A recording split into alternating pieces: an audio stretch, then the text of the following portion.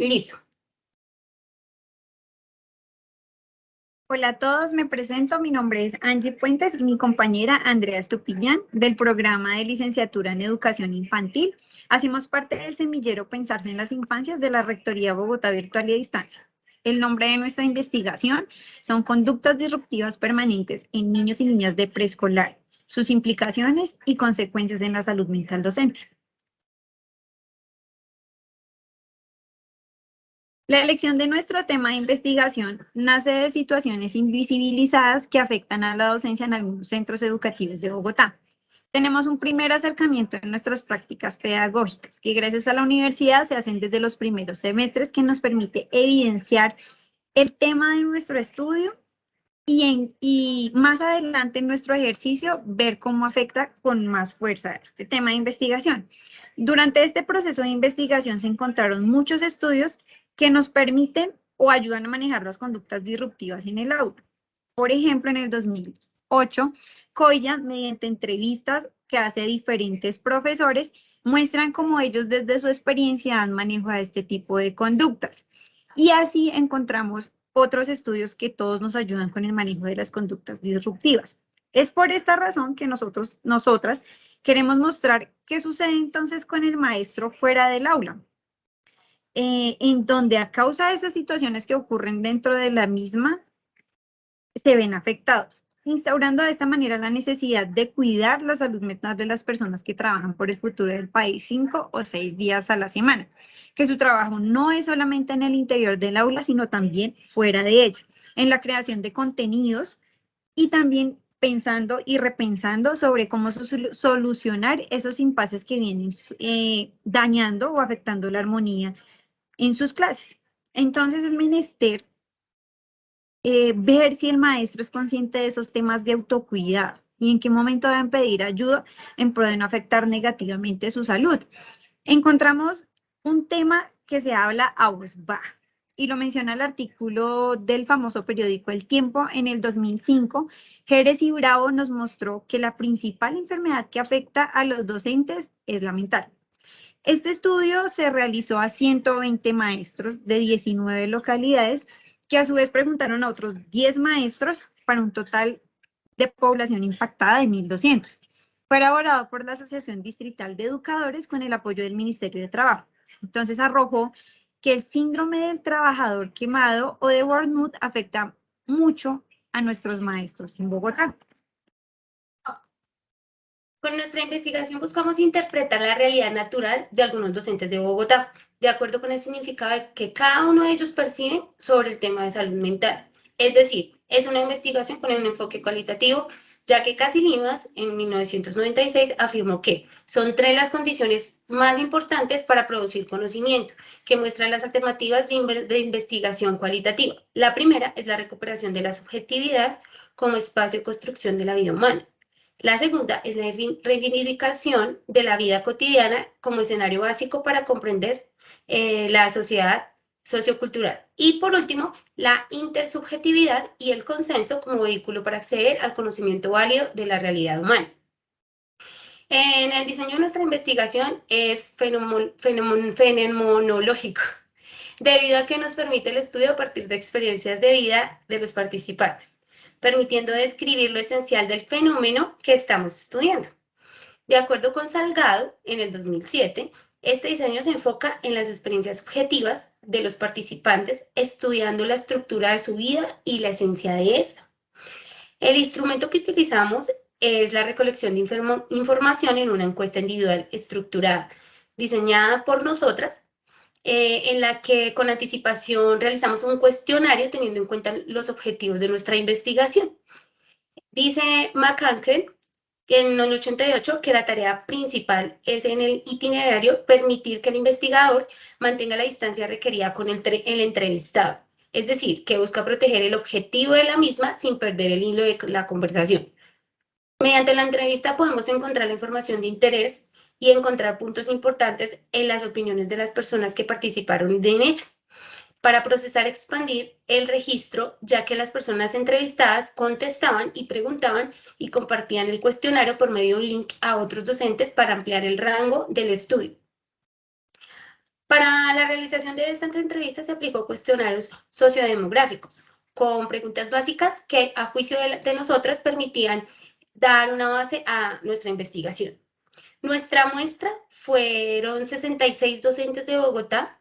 El criterio se utilizó para la selección fue no probabilístico por convivencia según Salamanca y Crespo en el 2007. Se suele utilizar sobre todo al principio de la muestra por conveniencia, que se denomina muestra de voluntarios, y se utiliza si el investigador necesita posibles participantes que presenten por sí mismos. Con este tipo de muestreo, los participantes en el proceso de investigación fueron asequibles. Los sujetos que participaron en este estudio contaban con disponibilidad de tiempo e interés por participar. Por otro lado, nos permitieron tener diversidad de información, aunque fue una muestra por conveniencia. Hay varios datos que comparten en común y nos ayudan en nuestro proceso de indagación en la problemática investigada.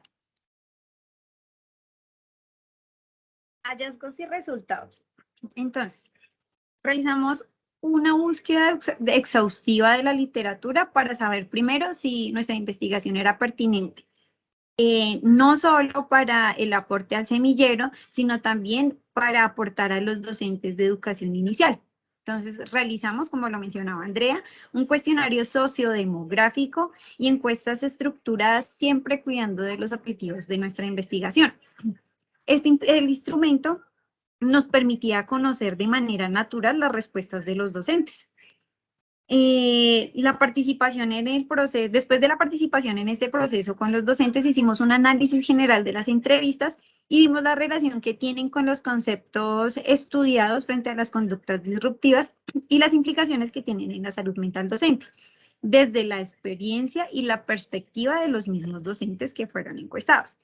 Entonces, inicialmente se hace un acercamiento a diferentes instituciones que deciden participar en la investigación, y ellos a su vez comparten el link de la encuesta a otros docentes que deciden responderla. Esto obviamente es una ventaja que nos proporciona la web al tener ese alcance en este proceso de investigación. Las entrevistas, como les digo, también fueron incluidas por medio de la web para facilitar ese proceso de análisis, y esto es gracias al desarrollo de las nuevas tecnologías y de herramientas que nos ofrece Google.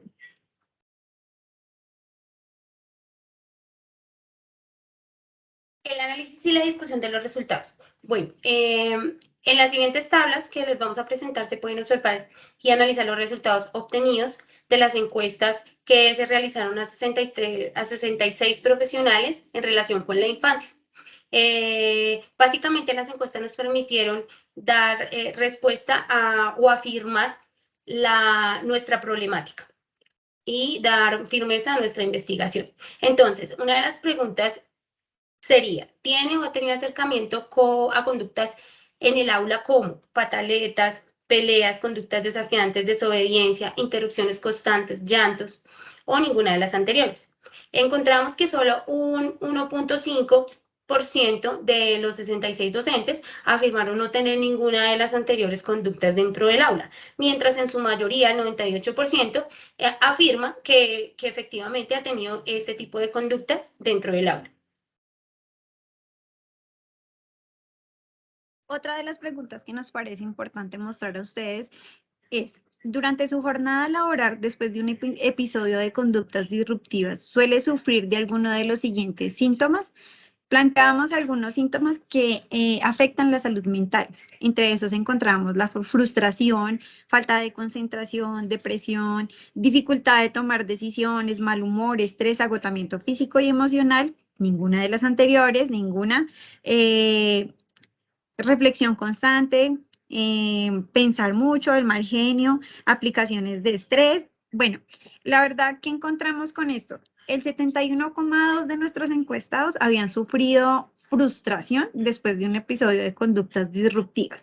Aunque sabemos que existen las conductas disruptivas y hay muchos, como le decía, temas de investigación de cómo afrontarlas, a veces dentro del aula desconocemos cómo manejarlas. 25,8% de nuestros encuestados sufrió de depresión y al menos el 98,5% de esos encuestados Cuando tuvo un episodio de conductas disruptivas, sintió que afectaban no solo su salud mental, sino su bienestar, dentro y fuera del aula. Bueno, otra pregunta dentro de nuestra encuesta, perdón, fue, especifique el tiempo en minutos, horas o días que dura sintiendo los síntomas anteriores. Entonces, vemos que en su mayoría las personas optaron porque la molestia, la frustración y las malas, como afecciones dentro del aula les duran más o menos un día. Entonces, esto nos lleva a reflexionar sobre lo que pasa después de que termina una clase en una institución. Los docentes salen, igual siguen con sus malestares, los malestares que le generó la conducta disruptiva de los alumnos, lo que preocupa y acentúa la problemática que estamos planteando en nuestra investigación. Bueno, otra pregunta es, según su experiencia docente, ¿considera que su salud mental se ha visto afectada gracias a las conductas disruptivas? El 78.8% de nuestros encuestados afirman que desde su experiencia sí afecta su salud mental. Entonces, este es un sentir que si bien se habla a voz baja, existe. Hay malestares que generan las conductas disruptivas, hay situaciones que aunque se viven en el aula, fuera de ella también nos ponen de mal genio, de mal humor, con constante depresión, que afecta también nuestro ámbito familiar. Según su criterio, ¿qué tan importante es el bienestar mental de los docentes en el aula? Realmente el 98.5% dijo que muy importante. Y como docentes en formación y docentes con experiencia dentro de las aulas, consideramos que nos unimos a esta respuesta. La salud mental de los docentes es fundamental dentro del aula. Entonces, a las conclusiones que llegamos nosotras después de nuestra investigación es que podemos afirmar que esas conductas disruptivas dentro del aula afectan directamente a la salud mental de los docentes, lo que se pudo comprobar por medio de instrumento que es la encuesta que se implementó para dicha investigación. Aquí impactamos a 66 docentes, pero yo creo que si hiciéramos este ejercicio con una cantidad más grande, con una muestra más amplia, podríamos darnos cuenta que el tema de la salud mental aún es un sentir de muchas más personas. Entonces, el instrumento investigativo implementado nos permite comprender de manera más precisa e imparcial la función principal de los docentes dentro del engranaje educativo, que consiste básicamente en moldearse a este sin oponerse a los retos constantes que naturalmente se presentan dentro de él. Indagando esta problemática, pudimos comprobar que la educación se ha centrado en el estudiante como base de la misma, y está bien, no estamos diciendo que no, creando retos constantes para los educadores frente a múltiples situaciones adversas con las que deben tratar día a día. Sin embargo, poco se piensa en el bienestar de los docentes o lo fundamental de mantener dicho bienestar para lograr los objetivos planteados dentro del mismo sistema educativo. Cuando nosotros hablamos que a veces no visibilizan lo que pasa con los docentes, también es interpersonal. ¿Por qué? Intrapersonal, ¿por qué? Porque va desde nosotros, como docentes también, en qué momento debemos prender ese bombillo rojo para estar pendientes de nuestra salud mental, en qué momento nos debemos dar cuenta que algo no está funcionando de la manera adecuada.